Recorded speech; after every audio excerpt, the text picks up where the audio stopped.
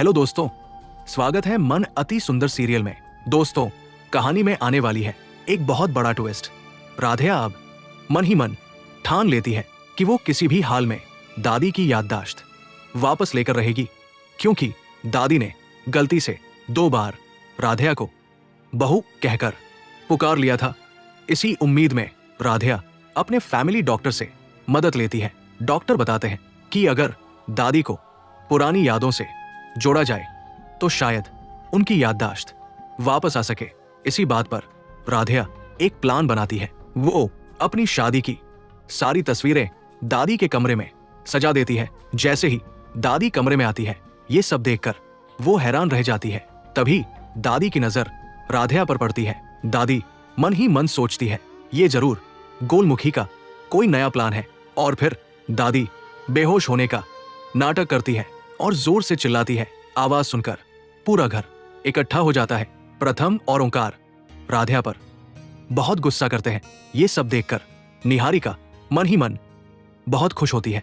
राधिया हाथ जोड़कर सबसे माफी मांगती है, लेकिन मन ही मन फिर सोचती है, अब दादी की याददाश्त वापस कैसे लाऊं?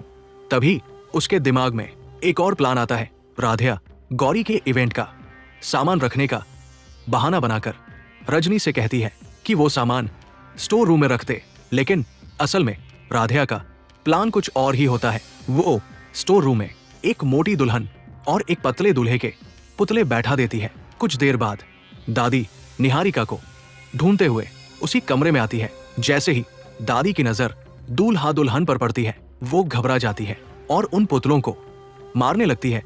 फिर से पूरा घर दादी के पास इकट्ठा हो जाता है।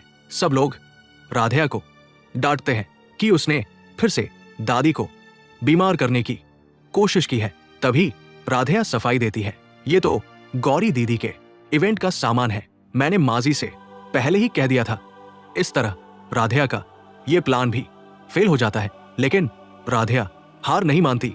अब वो एक और खतरनाक खेल खेलती है। वो दादी की साड़ी प्रेस करने के बहाने जानबूझकर उसे जला देती है। जैसे ही दादी जली हुई साड़ी देखती है, वो गुस्से में राधिया पर भड़क जाती है। दादी प्रेस उठाकर राधिया के पीछे दौड़ने लगती है। अचानक दादी प्रेस फेंकती है और उसी वक्त लाइट कट हो जाती है। जब लाइट वापस आती है तो सब लोग हैरान रह जाते हैं, क्योंकि राधिया की जगह निहारिका बेहोश हालत में खून से लथपथ पड़ी होती है।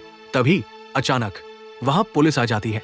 तो दोस्तों, क्या राधिया दादी की सच्चाई सबके सामने लाकर रहेगी?